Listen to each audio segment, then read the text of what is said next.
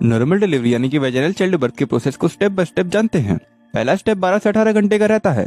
इसमें यूटेरस और सर्विक्स नरम होकर फैलना शुरू हो जाते हैं, जहाँ से बच्चा धीरे धीरे पेल्विस में उतरना शुरू हो जाता है, जिसके बाद कॉन्ट्रैक्शन होना भी शुरू हो जाते हैं।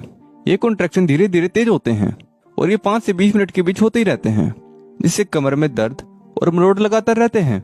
फिर सर्विक्स से म्यूकस बाहर निकलने लगता है, जो भूरे और लाल रंग का लिक्विड होता है।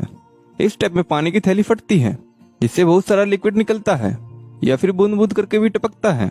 ऐसी सिचुएशन में प्रेग्नेंट लेडी को तुरंत ही एडमिट कर देना चाहिए। लेबर का दूसरा स्टेप 30 मिनट से लेकर 2 घंटे तक का हो सकता है।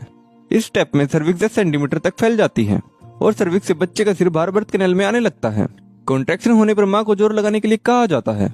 नॉर्मल डिलीवरी में बच्चे का सिर माँ के निचले भाग की तरफ घूम जाता है और लेबर के टाइम यूटेरस 2 भागों में बढ़ जाता है, जिसमें एक्टिव पार्ट बच्चे को नीचे धकेलने के लिए कॉन्ट्रैक्शन करता है और इनएक्टिव पार्ट बच्चे को आराम से बाहर निकालने के लिए राहत देते हुए फैलता है।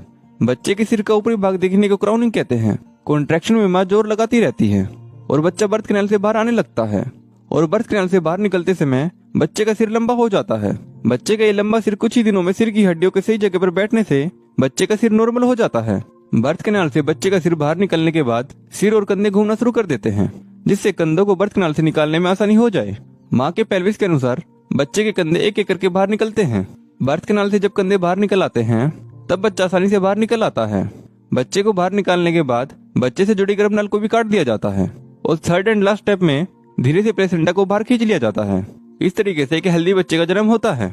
डिलीवरी के बाद माँ को कुछ खास ख्याल रखने की जरूरत होती है। घर में नए मेहमान के आते ही माँ इतनी व्यस्त हो जाती है कि वह अक्सर खाना समय पर खाना भूल ही जाती है। ऐसे में जहाँ उनको ज्यादा एनर्जी की आवश्यकता है, वहीं वह खाना ना खाकर थका हुआ महसूस करने लगती है। इसलिए अपने आहार पर विशेष ध्यान देना चाहिए। आपको एक बैलेंस न्यूट्रिशन लेना चाहिए और शरीर में विटामिन, आयरन, कैल्शियम और खनिज संबंधी आवश्यकता को पूरा करना चाहिए।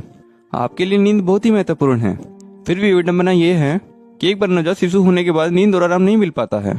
नवजात शिशु दिन में 16 घंटे तक सोता है, मगर आपको उसकी भूख और अन्य जरूरतें भी पूरी करनी पड़ती हैं। ऐसे में अपने बच्चे के हिसाब से आपको अपनी नींद पूरी करनी चाहिए। शिशु के जन्म के बाद एक साथ 6-7 घंटों की नींद मिलना मुश्किल होता है, इसलिए बेहतर है कि छोटी छोटी नींद लीजिए। बच्चे के साथ छोटी छोटी नींद लेकर आप अपनी नींद को पूरा कर सकती हैं।